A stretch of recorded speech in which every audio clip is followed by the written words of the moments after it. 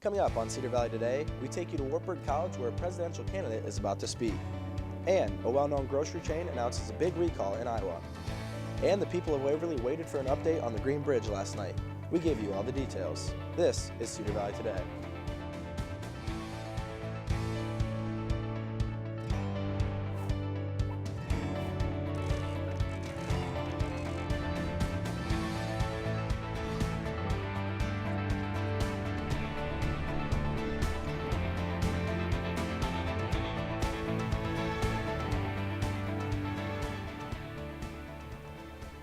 Hello and welcome to Cedar Valley Today. I'm Tyler Metcalf. And I'm Alyssa Kozak. Last night I had the opportunity to sit in and listen to what could happen to the over 100-year-old historic bridge on 3rd Street in Waverly at the City Council meeting. There was a total of 14 possible choices, but after further discussions, 8 plans were chosen to be considered. It's been almost 1 year since the iconic Green Bridge here in Waverly that has been around for almost 100 years was shut down by the bridge inspector company WHKS. Last year about this time during the annual inspection, the bridge was closed for a variety of reasons. There were crack stringers that are unsafe for roadway traffic. There was and overhang brackets that had such severe deterioration that the web and the flanges, which may not mean a whole lot to a lot of people, but they're no longer connected, and so they just aren't safe, can't carry the legal loads. Mayor Charles Enfelt agreed it was best to shut it down. And I don't want anybody to get hurt. I don't want anything to happen to anybody because this bridge was too far deteriorated. There are 8 different options that the city could choose. Some were to repair the bridge with a lifetime of 5 years, relocate the bridge completely, which will grant a longer lifetime, or to update the bridge to a cement bridge where it currently is, which also will add to the lifetime. The city would also be able to raise the bridge at that time and resolve some flooding issues in the area. But I think people look for a replacement bridge that's going to take vehicle traffic. And so I'm thinking that probably a cement bridge to replace the steel bridge is a long-term cure. It's also economical. That it'd be a waste of money to try and do repairs on it anymore. It's past its life. Replacement of the bridge needs to be done. And functionally, right there on 3rd Street still seems to be the best place. Most of the city council members agreed that it is important to go with one of the options that will have long-term effects. Community members stressed how important it is to keep a bridge in that area where it is now because it makes the most sense. But how it would look was up for debate. Some like the history of it and want to preserve it, while others think it needs to be more functional. I love the bridge, and it was functional and also part of their character. That's why it's not a slam dunk. We would acknowledge, it was one way, but it wasn't officially one way. And so you would kind of acknowledge persons as they came across, and then you would wait your turn, and it just kind of was a fun bridge. Now, Tyler, some of the plans do include keeping it as a one bridge, but some have 2-lane bridges. So it all depends on what the community wants, and the City Council wants the Waverly community to check out the plans and then voice their opinion. They hope to make the decision at the first meeting in February. Thanks, Alyssa. When we come back, we'll give you an update on election 2016. Stay with us. A car. A car gives you freedom. A new beginning. Room to grow. And in time, room to grow up. Your dream car evolves, and protecting it takes committed support. American Family Insurance.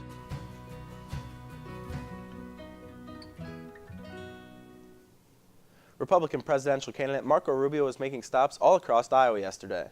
The Florida senator spoke to crowds in Waverly, Coralville, and Ottumwa. Rubio is currently trailing behind Donald Trump and Ted Cruz by almost 12%, but Rubio says the Democratic Party continues to see him as a threat. Hillary Clinton does not want to run against me. They attack me every day. Like right after the debate, within seconds they were attacking, because they know I'll beat her. I can't wait to run against her. I cannot wait to run against her, and I hope I'm given that opportunity. It's not only going to be fun, it's going to be a great public service to America to defeat her. Rubio says his thoughts are with the hostages being returned from Iran. New Jersey Governor Chris Christie is sharing his plans for the Supreme Court. That was during a campaign event in Council Bluffs yesterday. The Republican presidential candidate says he would be choosing a Supreme Court justice on their ability to interpret, not make the law. Another 2016 hopeful visiting the Cedar Valley is Carly Fiorina. Cedar Valley Today's Kaylin Thompson is at Wartburg College, where the Republican presidential candidate began her campaign stop at 8:30 today. Thanks, Tyler. I'm here on Wartburg's campus in front of the Lyceum waiting to hear from Republican presidential hopeful Carly Fiorina. As you can see, her RV bus is right behind me, and supporters have been walking in to see her. Fiorina is trailing among the Republicans with 2% support in the most recent Des Moines Register Bloomberg Politics Iowa poll.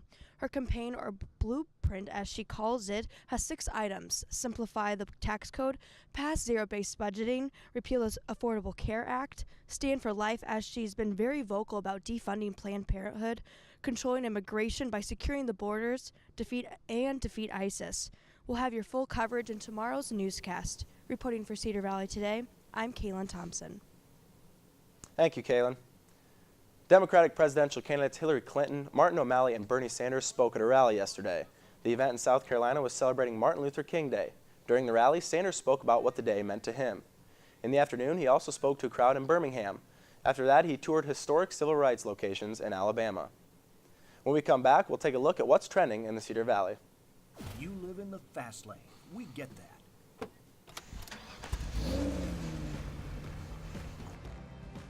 Nothing can slow you down, not even managing your finances. Stay on the move with Farmer State Bank's mobile app.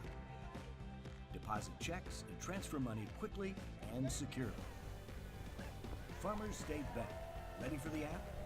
Visit us online today. Let's take a look at what's trending in the Cedar Valley. Last night, the Iowa State Cyclones welcomed in conference opponent and #1 ranked Oklahoma into Hilton.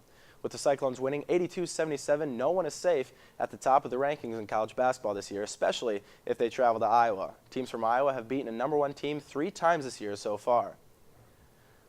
This coming Sunday night, the Cedar Valley Court Kings will hold an open tryout. Any basketball players interested in a tryout to play for the Court Kings in their inaugural season need to be at the Cedar Valley Sportsplex in Waterloo at 6:30 p.m. to register. It costs $25 to try out, and the team is guaranteeing at least one, if not more people, will be offered to play for the team. Now let's take a look at the weather in the Cedar Valley.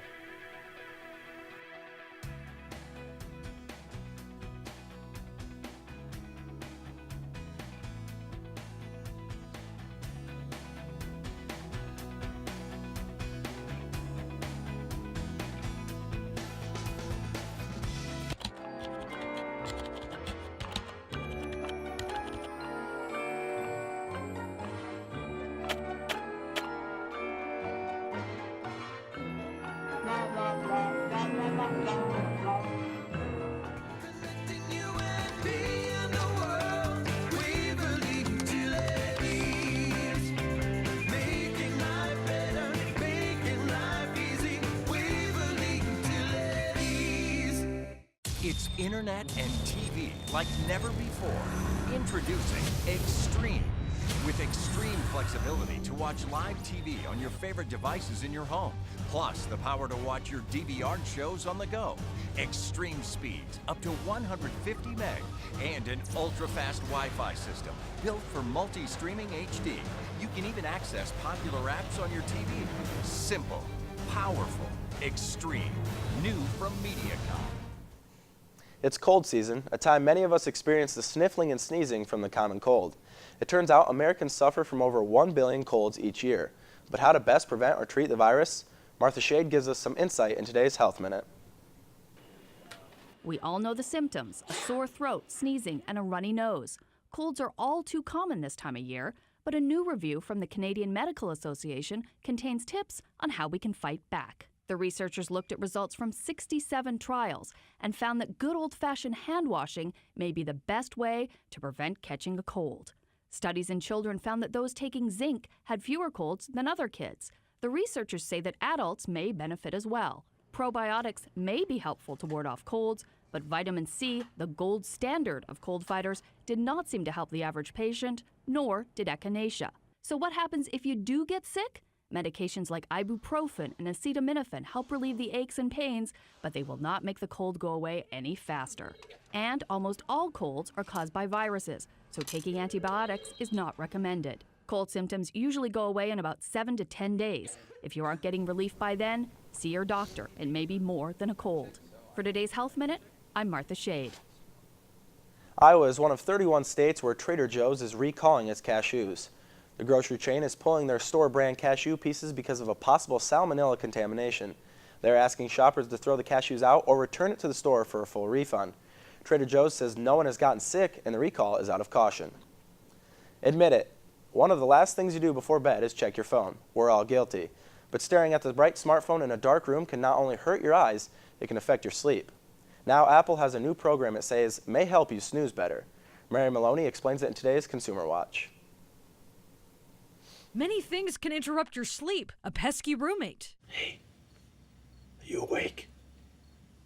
Yeah. Or a finicky fire alarm. How could you be beeping? I just disconnected you. I took out your battery. Don't interrupt me. But studies show one thing that can make you toss and turn: your cell phone. Exposure to a smartphone's blue glow in the dark can affect your circadian rhythm. To help you snooze through the night, Apple is adding a new mode to the iPhone. It's called Night Shift, and it will be in the next iOS update. Essentially, Night Shift changes the screen from a blue light to a warmer setting that's easier on the eyes. It also figures out your location and turns on automatically at night. While it doesn't guarantee a good night's sleep, Apple says when it comes to your phone, it can at least help. For Consumer Watch, I'm Mary Maloney. If you're still using Windows 8, it's time to upgrade. Microsoft has ended support for the original release of its poorly received operating system. The company says all users should upgrade to Windows 8.1 or Windows 10. The end of the support means the 50 million or so worldwide Windows 8 users will no longer get updates to block viruses and hackers. Initial reaction to Windows 8 in 2012 was mixed, with many users critical of its new start screen and touch-focused interface. Last year's release of Windows 10 was met with much praise, and all Windows 8 users can upgrade for free. Coming up, another famous musician has died. Stay with us. What's next for your future? Will it be worth it? Will it lead you on a journey of discovery? To embrace your passions.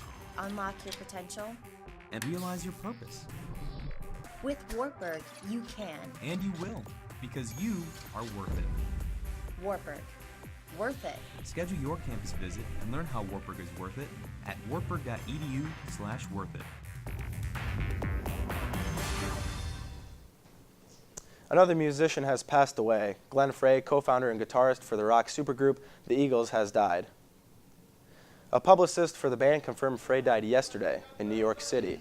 The publicist said his death was due to complications from arthritis, colitis, and pneumonia. The Eagles released hit after hit in the 1970s, including One of These Nights, Best of My Love, and Hotel California.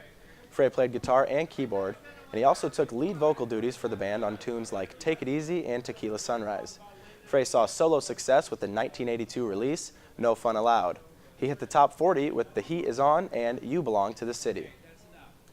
Thank you for watching Cedar Valley Today. For more Cedar Valley information, you can download our app available on the Google Play and the iTunes Store. And make sure to like us on Twitter and follow us on Facebook. Have a fantastic day, Cedar Valley.